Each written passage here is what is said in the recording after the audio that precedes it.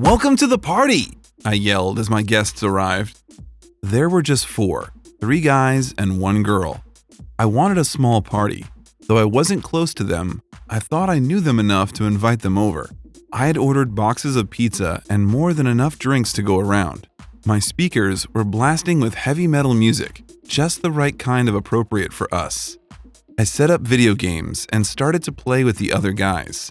The girl, Alexa, moved near the speakers and started to dance. She was dating Kevin, and he would occasionally look up from the game he was playing to smile at her direction. I noticed that Douglas, one of the other guys, was sneaking glances at Alexa. I smirked to myself as I observed the love triangle. Alexa coaxed her boyfriend to join her, and they danced together, showing some silly moves which made everyone laugh. Soon, the rest of us joined them and we danced, enjoying ourselves. Kevin asked me for my bathroom and I pointed it out to him. He left us, saying that he would be gone for a while. Alexa continued to shimmy and wiggle to different songs. Douglas approached her from behind and laid his hands on her waist. Mason, the last of the guys, exchanged glances with me. I merely shrugged and took a sip. If he wanted to dance with someone else's girlfriend, it was none of my business. Alexa turned to Douglas and smiled. They were oblivious to our presence. Mason and I watched as Douglas lowered his head and kissed her. Alexa kissed him back with full force, clutching his shirt. My eyes widened. Kevin could be back at any moment, but they didn't seem to care. They were lost in their own world, touching each other everywhere, lips locked. Mason shook his head, muttering that they were both looking for trouble. I laughed, clearly entertained. We heard a door slam, and Alexa quickly got down and disentangled herself from Douglas. When Kevin entered the living room, Douglas and Alexa were breathing hard, looking away from each other. Mason and I quickly pretended to be engrossed with something else. Alexa walked up to Kevin and hugged him, breaking the tense moment. When I mentioned I had a pool table in the basement, Mason and Kevin jumped up and made their way downstairs. Douglas followed and Alexa trailed behind. I stayed in the living room playing video games. After about an hour, Douglas came in looking disheveled. I said nothing, even though I had a suspicion that he had been with Alexa. Mason later came in and we continued to play video games and drink beer. 2 hours passed and Kevin barged into the living room looking livid. "Who's the asshole who dared to sleep with my girl?" Kevin roared as he came into the living room. We all looked up at him, trying to look perplexed. I resisted the urge to glance at Douglas, who the rest of us knew had been making out with Alexa in Kevin's absence. Alexa was behind him, tears on her face. Her mascara had been smudged and she was looking down. She bit her lip and crossed her arms, not looking in our direction. "Answer me!" Kevin yelled again. I put my hands up. "Calm down, bro. Don't you dare tell me to calm down!" Kevin yanked out a gun from the waistband of his pants and we all froze. I held my breath. Oh shit. He was a bit drunk, but I hoped he would have enough sense left to drop the gun. I was still frozen to a spot. I'd never been in a situation like this before. I had only seen them play out in movies. My mind raced as I thought about what to do. Normally, in the movies I had watched, the hero would execute some complicated karate moves and snatch the gun successfully. I was no hero, and I was too scared to attempt anything. Mason moved back slowly, telling Kevin in a calm voice to drop the gun. Probably this angered him further, and he started to shoot like a madman. Alexa started to scream as gunshots rang out. I heard the vase next to the game console shatter. He shot a few more times in rapid succession. Each time, something close to me got hit. I looked up in horror as Kevin was clearly aiming for me now. During that moment of impending death, all I heard was a series of empty clicks. Douglas let out a loud laugh. "You're out of bullets, man." I had no idea if it was the alcohol in our systems, but Mason and I started laughing too. It was probably stupid of us to further enrage him, but we didn't seem to care. Kevin visibly got angry, his eyes getting bloodshot. He dropped the gun and reached into the side of his boot, When he pulled out a knife, our laughter died and we quickly sobered up. Kevin charged towards us and Alexa screamed for him to stop. We saw that Kevin had no intention of stopping and scattered in different directions. He went after Douglas first, which made sense since he started the laughter. Kevin held him by his neck and plunged the knife into his shoulder. Douglas yelled and tried to use his other hand to push him off. Mason approached from behind and pulled Kevin back from Douglas. Kevin pulled out the knife as Mason dragged him back. He turned around sharply and stabbed Mason in the shoulder too. Mason dropped him to clutch his shoulder that was pouring blood. "I will have the last laugh," Kevin yelled angrily.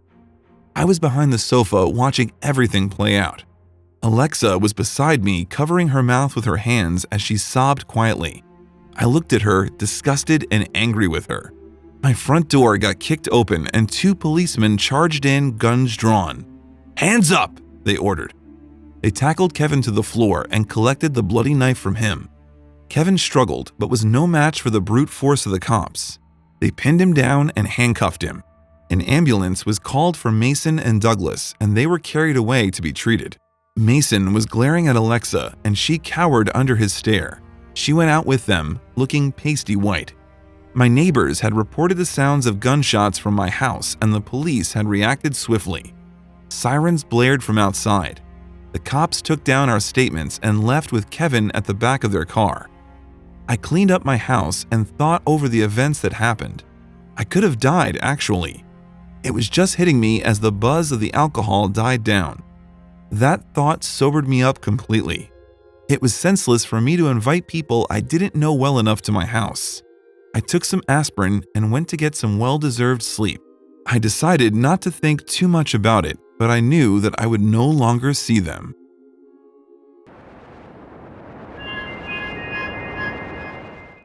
Traveling all around Europe was so much fun for me. Why didn't I do this earlier? I thought that Italy was my favorite, but Spain seems to be topping the list right now. I brought out my phone to search for the nearest restaurant to my motel.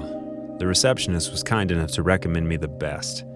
I headed out to the restaurant that was 5 minutes away and had good Yelp reviews. Reaching the driveway, I stared in awe at the amazing architecture of the restaurant. The beautiful structures are one of my favorite things in Spain. I noticed that the security personnel was holding the door open for me, and I briskly walked in, apologizing for keeping him waiting. He smiled and said it was fine. I walked in, went to sit at the most secluded empty booth, and looked at the menu, trying to decide what to eat. As I signaled the waitress, 2 bubbly girls walked in laughing. The waitress walked up to my booth and took my order. As I looked up from my menu, I saw those same girls in front of me taking a place at my booth. "You took our spot, but you look new here, so I'll let it slide," the blonde girl said with a smile. "Oh, I'm sorry. I didn't know that. I'll just leave." I started to pack. "No, you don't have to. We can share," the shy dark-haired girl said. "I'm Dora and she's Clara. Nice to meet you both. I'm Nate," I answered.